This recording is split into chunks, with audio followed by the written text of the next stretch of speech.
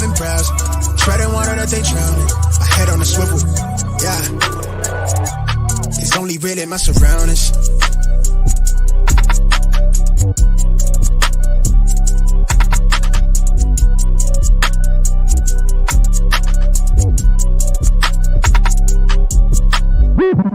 Hello and welcome to episode 246 of the Smash Accept podcast. I'm your host, Michael Royer. You can find me on Twitter at DynastyDadFF. We got a great show planned for you tonight. We're going to talk about players that are going to bounce back in 2024. You know, they might have had a down year in 2023, boomed in the past in 2020, 2021, 2022, but now they're going to, reemerge out of ashes, and take you to fantasy glory.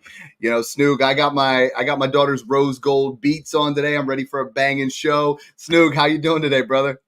Doing good, Dad. I mean, I had to bring out the Kyler Murray jersey just because he's so slept on. Everyone still got him outside that top 10. We know he's finishing top 6 this year, so I'm excited to see him throwing a Marvin Harrison Jr. all year, rushing 8 touchdowns in and throwing for 3,500 yards and finishing top 5, top 6. So I'm excited to talk bounce backs. A lot of these guys on this list that we're going to talk about are guys that are superior talents that should be guys that we're not talking about as bounce backs, but injuries get in the way. A lot of things. Yeah, it is Kyler Murray, baby. I got this for like $30 brand new off NFL Shop. That was because they thought he was going to leave the Cardinals, and then he got a 5-year extension. That's fire. That's $160 jersey. It's like the Vapor one. That's our boy Ambiguity, I should say. Messaging on YouTube. He's like, is that the Kyler Murray jersey? Again, guys, you only get to see how sexy we really are, not just the takes, when you come on and go through the YouTube channel. We've been putting exclusive content on there, a little bit more than just your basic. I love it. He said, "Sheesh, amazing deal." But honestly, $39. All right. So if you guys subscribe to the YouTube page, you get all the stuff that we've been doing, our regular shows. But then on top of that, exclusive content that, our guy at Brock Dynasty has been putting some really awesome looking content out there. So let's talk about bounce back guys. We'll jump right into it.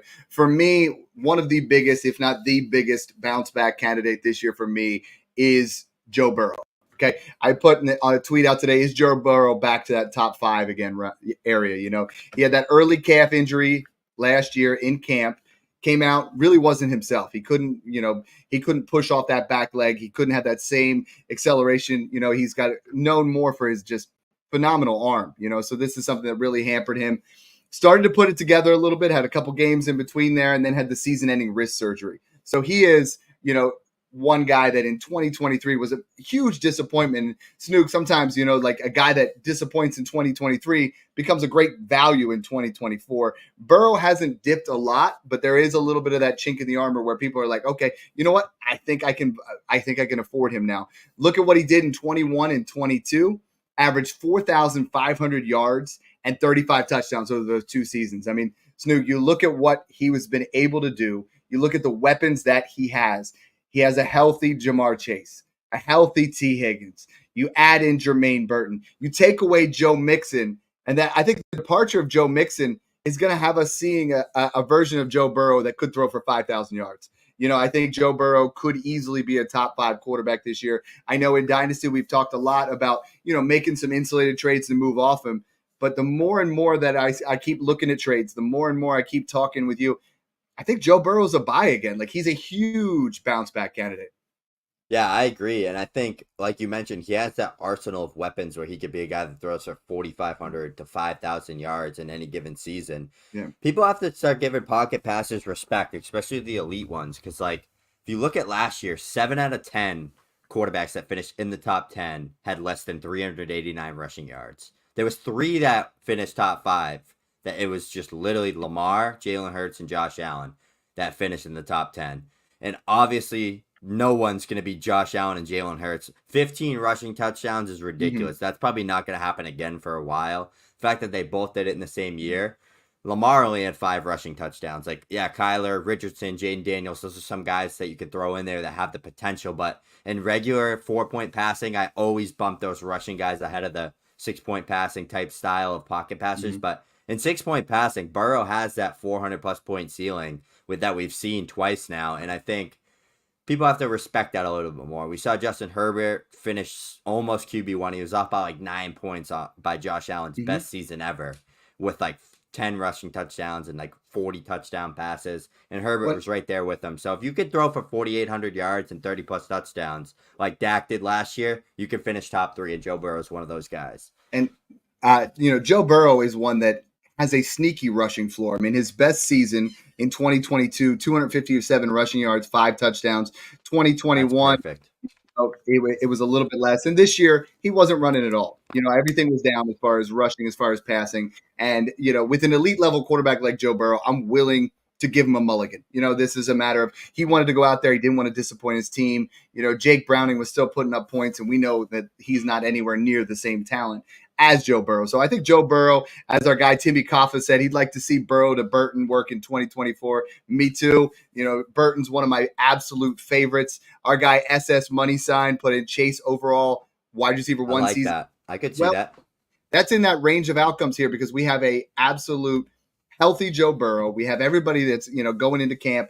As long as they make it through and everybody, avoids that injury bug, Joe Burrow has shown, again, like we look at, year in and year out, 2022, 600 passing attempts, 2021, 520. This year, in 10 games, 365. He's going to throw 35 to 40 times a game. This is a guy that's going to put up elite points for you. What Snoog was talking about is a lot of people are really starting to get down on say, Stroud or Burrow, they're not rushing quarterbacks and, that we need to dip them down. And I think there is a misnomer there where it's like saying that guys, just because they don't run, aren't going to put up fantasy points. They do have to be elite level, though. You look at Burrow and Stroud, and both of those guys could throw for 4,500 yards. Burrow's done it twice already. Both of those guys could throw for 5,000 yards and 35 plus touchdowns. It's in their realm of possibility. Yep. And Joe Burrow could finish as a top 3 quarterback. I don't think he's ever going to finish as the QB1 unless Allen or Hurts, start to fade out because of that rushing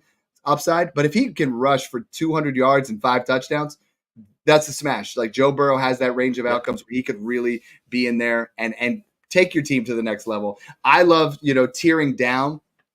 I want to talk a little bit about some trades here with Joe Burrow because, I'm right now willing to tear down off of Lamar Jackson. I'm willing to tear down off of Jalen Hurts. If you could give me Burrow and a first for Jalen Hurts, I think I would take Burrow. If you could give me Burrow and a second for Lamar Jackson, I think I'm going to do it. I'm still, 1.5.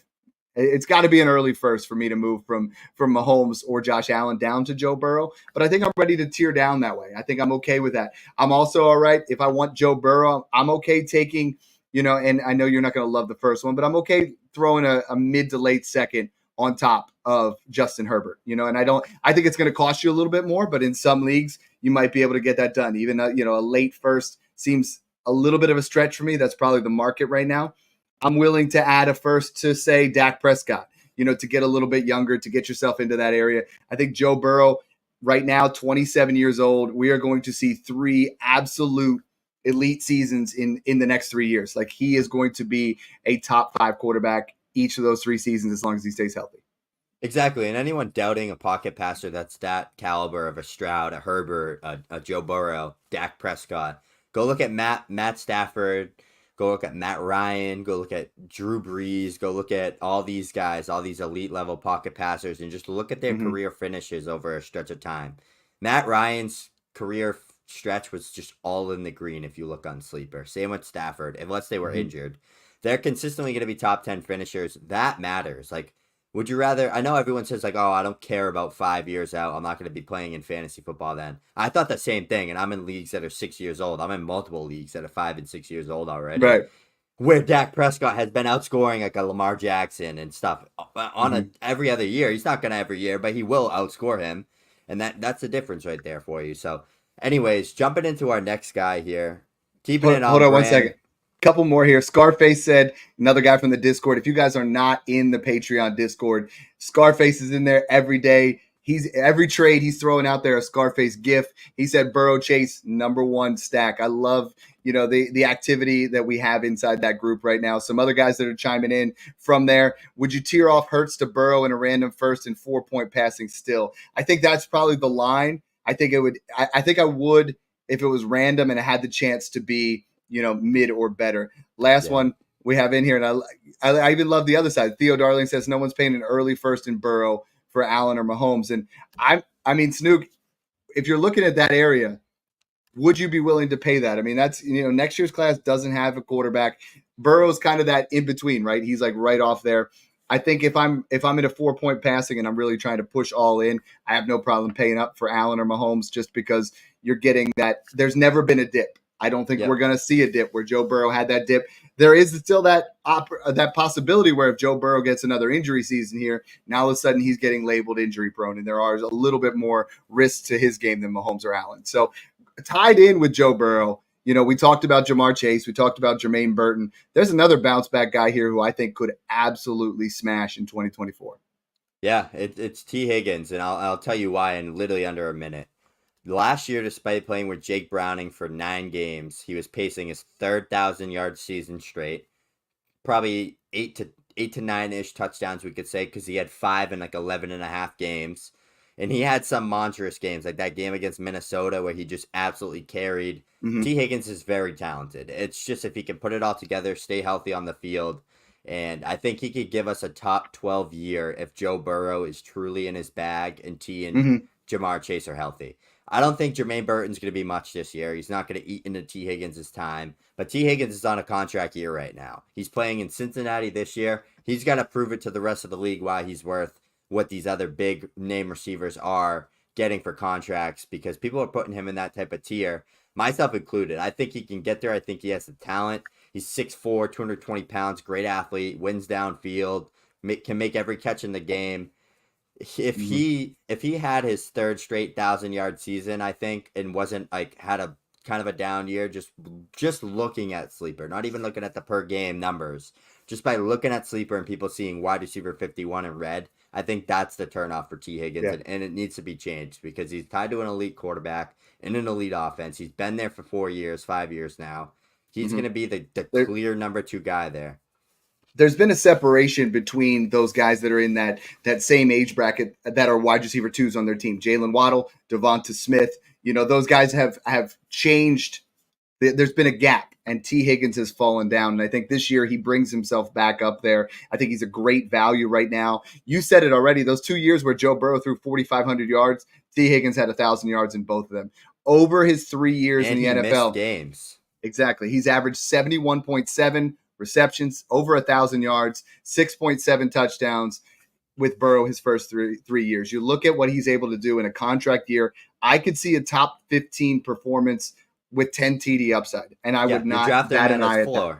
You are absolutely taking T. Higgins at his floor, and I think we saw, when he was in his prime, when Burrow was healthy, we were looking at things where T. Higgins was a fringe top 12 dynasty wide receiver. Right now, a lot of people have him ranked well outside the top 15. Right now, I mean, I have him at 22, and that feels like, as we're talking about it, I mean, it's in that same tier as DJ Moore, Michael Pittman, DK Metcalf, George Pickens, Zay Flowers. There is a chance that he could be worth more than all of them. If I'm trying to make a trade right now, I would rather, and this is one where I'm starting to play around with some of these, and I've been making them offers. My tier below, I've been offering all of these guys plus a second to get to T. Higgins, and I want to kind of get your idea. So smash T. Higgins or pass, take these guys in a second. Jaden Reed. T. Higgins. Brian Thomas Jr. Ooh. That one's close. It depends on where that second is, but I might take the shot on Brian Thomas Jr. there. Xavier Worthy. Like that's another close. I think it depends what my team looks like. It's close. And I'm willing to do that. If you're a contender, and you want to stay a little bit younger, if you can add a second to Evans, Adams, or Diggs and still get yourself in that same kind of production level. Like I think there's opportunity here with T. Higgins. And you and I say this all the time. Reach out to us on Twitter. I'm at DynastyDadFF. He's at FF Snoop. Like, we will answer your trade questions when it comes to these kind of things. If you have T. Higgins and you're really interested in making some deals, kick it out there. I think you can get him for a late 25 first, because people are really starting to get in on that 25 class. And I think people are out on T. Higgins because of what has happened in the past. The other guy that's a bounce back candidate that people are just, I saw the other day someone traded the 207 for Cooper Kupp. Like, you gave up Cooper Kupp for the 207. He should still be, he's not worth a first anymore, but he should be an early second. I think if you look at what he's done, he is now the 1B for the Rams, and that's not a bad place to be. Everyone, anybody that tells you he's going to take over where Puka was, I think that's a stretch at this point, But when you look at the two, they both had over a 25% target share when they were both on the field together. His pace last year, and everyone just says, you know what? Cooper Kupp was washed. He had hamstring injuries. Could they linger? Yes. Is that something that can happen again? Yes. But he was on pace for 84 receptions, 1,044 yards, 7 touchdowns. That's not Cooper Kupp type numbers, but I think if he's healthy, if he's right, I'm willing to pay anything in that early second range. I'm willing to tear off. He had the concern, and on the flip side is he had the lowest ADOT, the lowest yards per catch, the lowest yards per target that he's ever had. But I expect that explosiveness to bounce back. You're an athlete. You've had hamstring injuries in the past. I've had them. It's impossible to play at an elite level with hamstring injuries. We've seen it with guys in the past. If Cooper Kupp can stay in injury-free through camp, I think he has a real chance to again be a top 12 to 15 wide receiver. Both him and Puka can both do it with Matthew Stafford, and I'm starting to really come all in. Yeah, it's funny you mentioned that. I'm so happy you brought up Cooper Kupp because it's more than that, right? It's all the veteran wideouts. It's all the veteran running backs. Yeah. We've said it time and time again. If I sat here and tried to tell you who's going to fall off next year, I'd be lying straight to your face. We don't know. So buy all of them. That's the correct answer. Everyone tries to get cute and say, buy this one, sell this guy. Just buy them all. We're going to start selling Smash Accept, mandatory Mixon t-shirts, all these guys. I mean, we say it every episode. Mixon, Kamara, Evans, Amari Adams. Cooper. They're all just way too cheap, They're Hall of Fame caliber talents. It's and that part buy them until they suck. And they all played really well. Cooper Kupp is the guy that I think has a huge bounce back opportunity here where if I think right now, Snoog, I'm not going to lie. I mean, I've done it in some of my leagues. I've seen people do it. You could give up Evans in a third and get Kupp in a second, and I think there is a good chance that Cooper Kupp scores more points than Mike Evans in 2024. I'm leaning towards Mike Evans, but I don't see that as a possibility where it doesn't happen, and I think you can construct some trades where you give up Mike Evans and a Zach Moss type and you get Cooper Kupp and a Trey Benson, or you get a Cooper Kupp and Alvin Kamara, and you really just try to mitigate your risk by, you might take a little bit of risk on with Cooper Kupp, but then you take a running back who's going to upgrade you a little bit. So I'm committed to buying Cooper Kupp again. I know you guys are going to send me every single trade offer when it comes to him, but I think I'm all in on Cooper Kupp for 2024. Yeah, and we'll keep things on brand here with the wide receiver position. I know it feels weird to call this guy a bounce back, but for what he had for hype and what he was expected, I'm going with Garrett Wilson here. I mean, he was 5 receptions short of 1,000 or 100 receptions last year with, who even was the quarterback there? Zach Wilson, all these absolute just jokes of a quarterback. Yeah, Trevor Siemian in there for a little bit. Yeah, it was ugly. It's there is maybe 4 wideouts in the NFL that would be 1,000-yard receivers with those type of quarterbacks, and Garrett Wilson's one of them. And that's why you should be buying him, and you should be buying into him, especially redraft because he's cheaper. But back-to-back 1,000 yards with the Jets trio or whatever of quarterbacks that have been just absolutely horrendous. He's had 4 touchdowns and 3 touchdowns in back-to-back seasons. Yeah.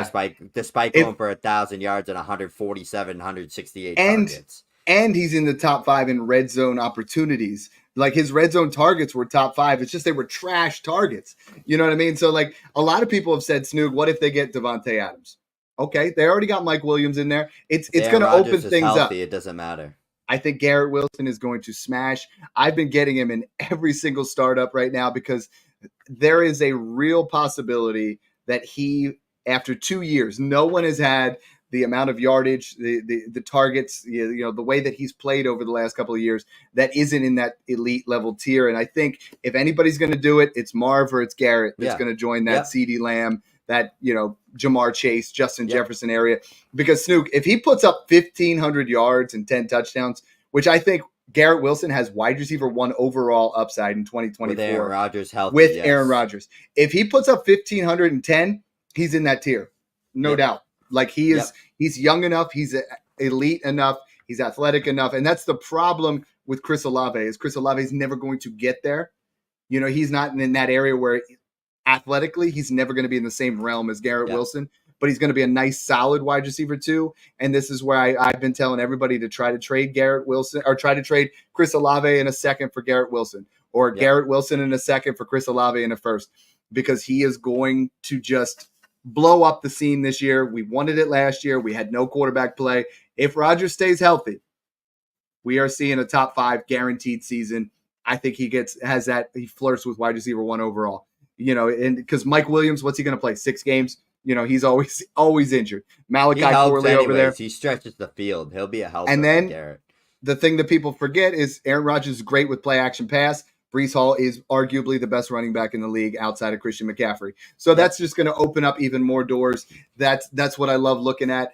Speaking of, elite level running backs, my bounce back guy right now is Jonathan Taylor. I think Jonathan Taylor bounces back for a 12 to 15 touchdown type season. You look at what he did in 2021 with 1,800 plus yards, 18 touchdowns, RB1 overall. 2022 and 2023 were hampered by that ankle injury. This past year, the final 8 games, though, when he got going, we had that contract problem. We had the injury.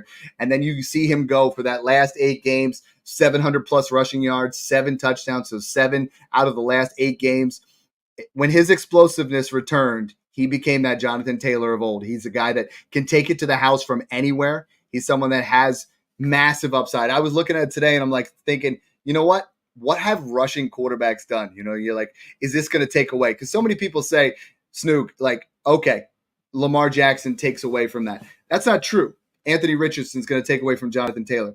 I don't think that's true. Gus Edwards had 15 rushing touchdowns last year, where him and Lamar were both working there. I think this is an elite level duo in the red zone. Yes, Anthony Richardson's going to get his share, probably 8 to 10 rushing touchdowns. But I think Jonathan Taylor in a run-first offense that is going to grind the ball with a phenomenal offensive line. If he stays healthy, he's a top 5 dynasty running back. He's going to be a top 5 redraft running back with RB1 overall potential because he can catch passes. He's caught 30, 40, 50 passes in the past. So Jonathan Taylor, man, I was out for a little bit. I'm back in.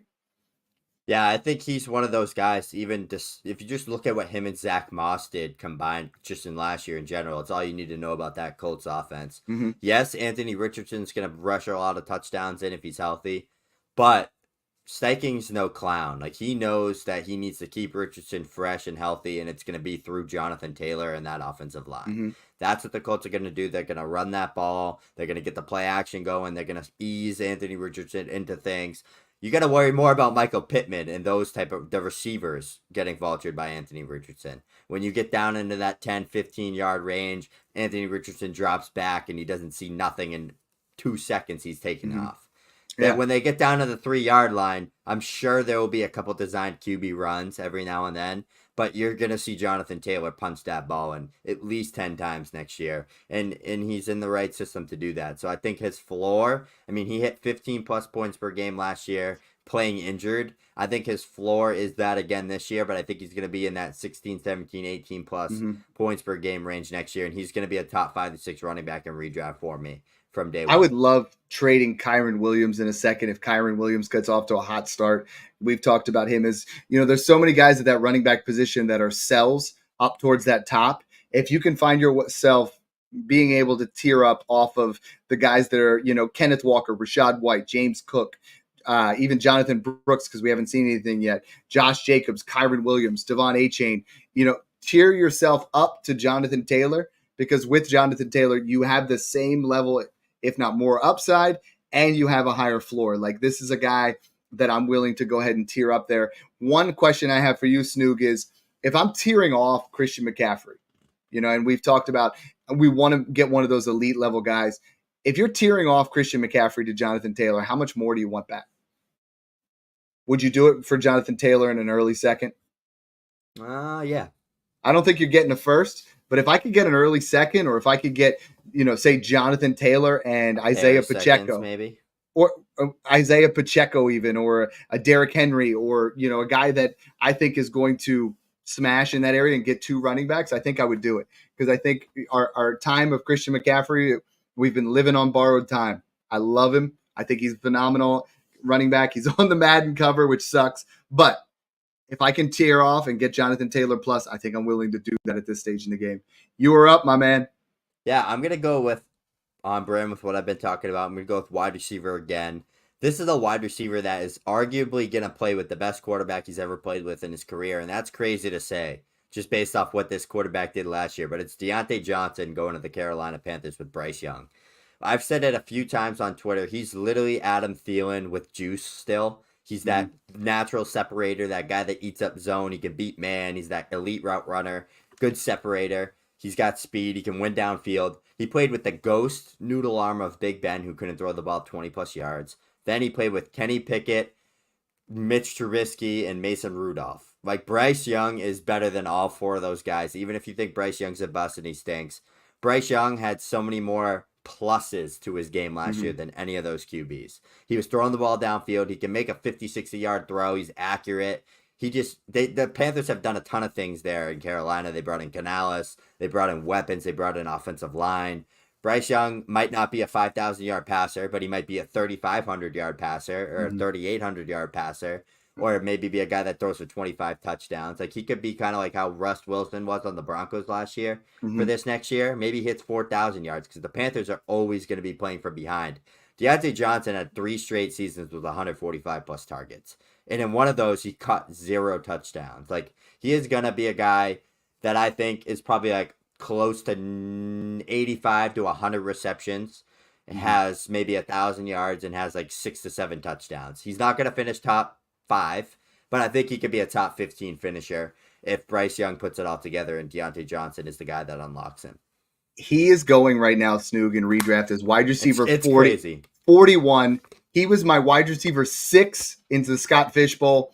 You look at what he did. He was coming off his best year ever in yards per route run and PFF grade with Kenny Pickett as quarterback. You know, like the ghost of Adam Thielen was, depending on what your league format is, was between wide receiver 18 and wide receiver 22. He pays top 20 again.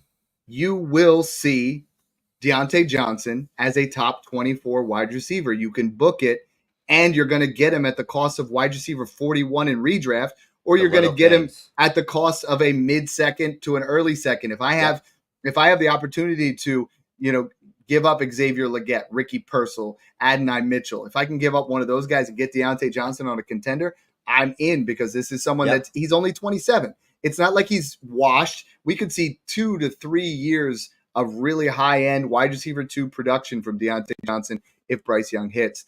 That's the one. It reminds me a lot of Brandon Cooks, just always undervalued and always outperforms ADP. And Dad, you talk about it time and time again. You're not going to hit the home run every time. Take the little wins. That's what adds up. Like, you're getting a guy that's at the wide receiver 44 spot that's going to finish top 20, top 24. Right. And that's your flex right there. Everybody wants to trade up for Garrett Wilson right now. Don't try it. It's so hard. But if you can trade up and you can get Deontay Johnson as your wide receiver 3, wide receiver 4, and you start to make some of them small wins, just like buying Hollywood Brown right now. So Hollywood Brown is another one where you look at what he did in 2021 in weeks 1 through 8 with a healthy Lamar Jackson. He averaged 85 yards on 8.1 targets and was a top 12 wide receiver at the time. That was with a healthy Lamar. Lamar goes down to injury. He fades out. Hollywood still goes over 1,000 yards, but that was weeks 1 through 8, he was killing it. Then he just kind of tapered off in more in that 40, 50-yard range. In 2022, now he goes over to Arizona in weeks 1 through 6, 80.8 yards, 10 targets per game, pacing out at wide receiver 5 before Kyler Murray gets injured. Now Kyler Murray gets injured, he disappears. 2023, Kyler Murray's not there. Hollywood has what we're going to give him as a mulligan. Now you get Patrick Mahomes. I think this is the season where we see Hollywood Brown bounce back into that wide receiver 2 value. He has 12 to 1,500 yard potential in this offense, depending on what Rashee Rice's suspension is. But I think this is the best wide receiver we've seen in Kansas City since Tyreek Hill. I think he's going to absolutely excel in this offense. And everything I see on Twitter, everything I see at camp, everything I see when they're going outside of the NFL to go hang out, Hollywood Brown is with Patrick Mahomes. Hollywood Brown wants to get back to where he was viewed at Snook, the crazy thing, I was pulling this up, and Hollywood Brown's ADP, or his wide receiver rank over the years, it baffles me where it's at right now. Let me pull this up real quick, because I was looking at, okay, so in 2021 when he blew up with Lamar Jackson, he was the wide receiver 54 coming off the end of that injury, right? Like, because we started to taper off. Then in 2022, he went all the way up in July to wide receiver 21, right? With Kyler Murray. People were getting hyped again. Now he goes to Patrick Mahomes. He goes down in value to wide receiver 44. Make it make sense. In the offseason, he was wide receiver 35. Now he's wide receiver 44. So you're going to knock a guy down 9 spots for joining Patrick Mahomes? I'm in. I didn't want to be in. I didn't need to be in. But now you're drawing me back, man. Mahomes is going to have one of those crazy years again now that he has potentially Rice, Worthy, and Hollywood. Like, that's just crazy. Like, that's insane. Mahomes through the roof. I mean, yeah, Hollywood is very, very solid. I think he's going to be a guy that just outperforms ADP. If he plays a full 17 games, he's definitely finishing in that top 25, top 30 100%. range. No doubt. No doubt. And those are two guys there. Those are two guys that are just cheap. You're buying at their floor. I mean, right now he's wide receiver 44 in redraft. Doesn't make sense. I'm going to go with the third wide receiver in a row that is dirt cheap, that is just going in the same bucket as these guys. Wide receiver 64 on Keep Trade Cut, DeAndre Hopkins. This is a future Hall of Famer. Wide receiver 22 finished last year. There's a chance if Will Levis puts it together that we see another top 10, top 15 D-Hop season, I think. Is a hot take, but he put up 137 targets, 1,000 yards, and 7 touchdowns last year, and Will Levis only played in 9 games. When Will Levis was there, he was absolutely feeding DeAndre Hopkins. He's the superior wide receiver to Calvin Ridley. He's better. He's going to get 1,000 yards. He's just going to pay off at ADP. I'm not saying he's going to finish top 10, top 15, but like he's that type of talent where he could be like Mike Evans again, where like Mike Evans just has this insane year out of nowhere, or Adams has that crazy year again. Like that's what D-Hop could be, because he's very, very fundamentally sounded. He doesn't rely on athleticism to be good. He's a guy that's going to be good till he's 33, 34, 35 years old. Wide receiver 22 last year with Will Levis is like a rookie starting 9 games, and you had Tannehill in there. I think that if Will Levis starts 17 games, and just even if the Titans stink and they're throwing the ball friggin' 30, 40, 50 times a game, D-Hop is going to be the number one guy here, and I think he could have a really good year and definitely pay off at ADP. Like wide receiver 64, like what the heck is that? That's like behind like Jacoby Myers and stuff. So it's like, I don't know. The market doesn't make sense to me, but that's why we take advantage, and that's when we start buying, is when the market doesn't make sense, because we make the market make sense. So that in that same mold, and I was going to say Christian Kirk, but I didn't want you to get mad at me. So Christian Kirk is a low-key bounce back. You know who's not on my list that really is Chris Godwin. Chris Godwin now is going to, Canal is, as much as he did for Rachaad White and Baker Mayfield and Mike Evans, just didn't get it done for Chris Godwin. He was not playing in the slot. When he plays in the slot, he's a different wide receiver. They've already said that they're going to move him back there into that slot mentality. He's someone going off the board right now at wide receiver 36. In Dynasty, he's only 27 years old, and I think he could really, get an uptick in some value here. If you look at what he did, when he was in the slot, 5th in receptions per game over the last 3 years, 9th in receiving yards per game. I mean, Chris Godwin has been and has seen some elite top 12 seasons. I don't think we're going to get back to there, but I could easily see Chris Godwin being a top 24 wide receiver. He's going at wide receiver 36. In Dynasty, you can get him for a 207 to 210 range, and it just, you shouldn't be able to. He goes in the same range as, Keenan Allen sometimes when you're looking at drafts, and you're getting a guy that is right now 6 years younger. So wide receiver 33 in Dynasty, wide receiver 36 in redraft. Chris Godwin is going to beat his ADP for sure. Yeah, I like that one. That's a good one, because he's another guy, had another 1,000-yard season.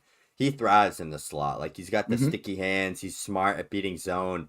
He's the guy like that. Like, that's exactly what Jalen Polk is like. He's like not super flashy, not pretty, fundamentally sound, good hands, does the dirty work, just like how Puka does. Like, that's the type of receivers that you want to look for to play out of the slot and make plays out of there, and that's what Chris Godwin belongs. But I'm going to go with a different position finally. I'm going to go with Mark Andrews, Ravens tight end, obviously. All right. That's me too. Yeah, I like it.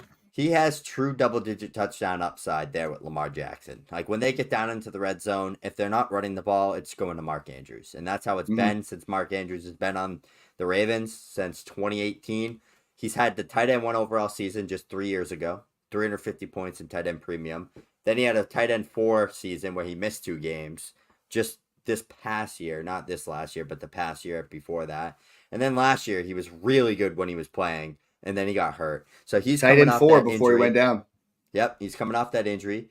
He had 6 touchdowns in like 9 games. Like, come on. That's crazy. Lamar Jackson, when it's time to throw the football and Zay Flowers isn't there in that red zone, because it's just you're looking for that big body tight end that gets open against linebackers, it's going to be Mark Andrews. And I think you can get him. He's just like Kittle for me. Like, why spend all this money and time and value on Sam Laporta when I could get George Kittle in an early first or Mark Andrews in an early first? You could still get Andrews in the first. And Andrews, All since day. 2020, is right now, if you look at it, he's second in touchdowns, only behind Kelsey, third in targets, only behind Kelsey and Hawkinson. He's been peppered over the last several years. Old.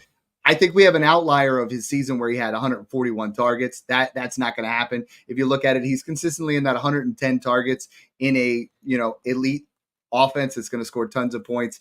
And I think I've been saying this and people are just criticizing me. They're like, well, Derrick Henry's going to take away touchdowns in the red zone from Mark Andrews. I think the other way around. I think people are going to key on that line so much. Who has been a red zone target for the Ravens over the last couple of years other than Mark Andrews? I'll wait. There's no one, like Zay Flowers is not that guy.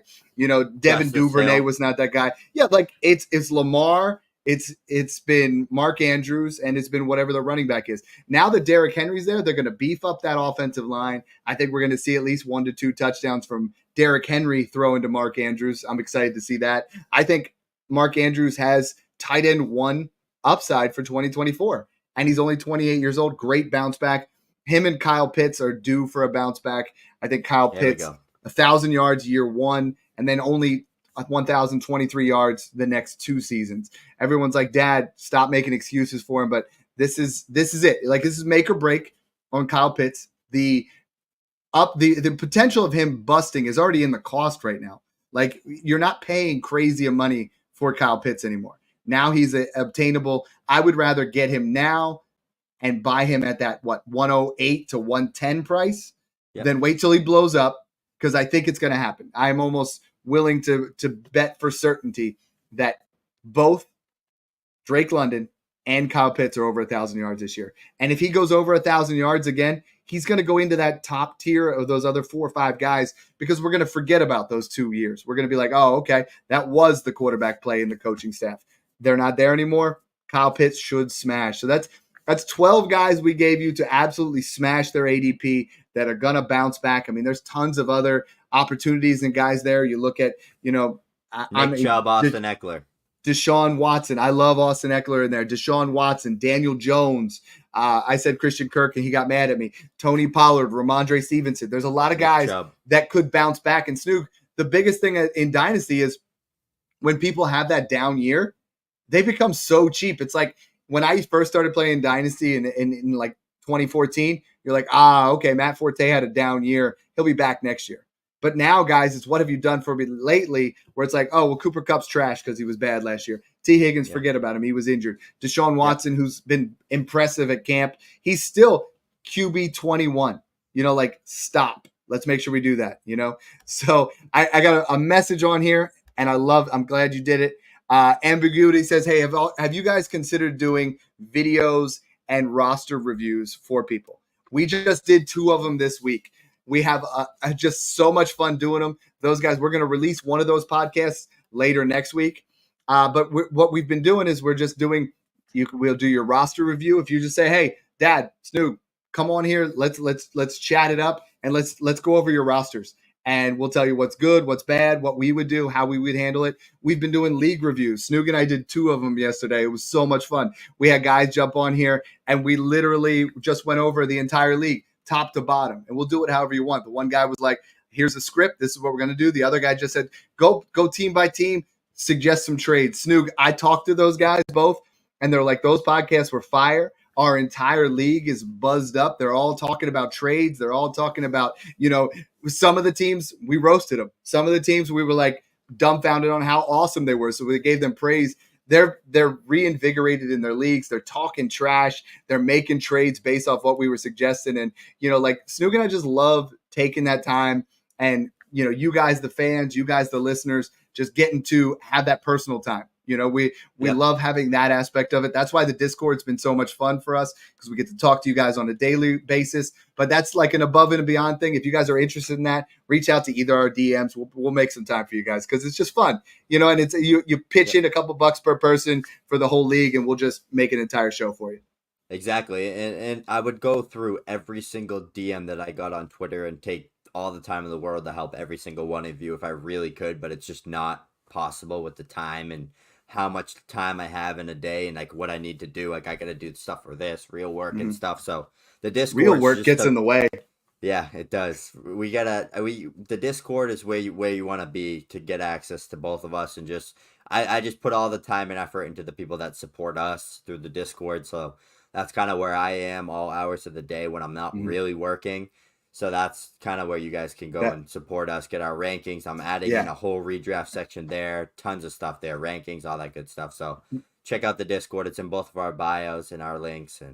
And I know we bring that up, but it's like something that we believe in. It's been money back guarantee, 320 people in there. We have not given out one refund because no one's asked. They are all been very thrilled with what's been in there. Now we'll have redraft content in there. We're going to have, a lot of you guys, one of the aspects we're going to have is start sits. That we're coming up on that time, Snoog, where, some of the aspects, depending on what tier you sign up, I'm giving guys my cell phone number. Like, shoot me a breeze. Like, hey, you want to know if you should start this guy or that guy? I got you covered. Let's do it. So we're excited. We're really thrilled with what's been going on at Smash Accept. We want you guys to be as happy as we are with those things. So come on in and join us. Thanks again for tuning in, and enjoy the process. End the stream.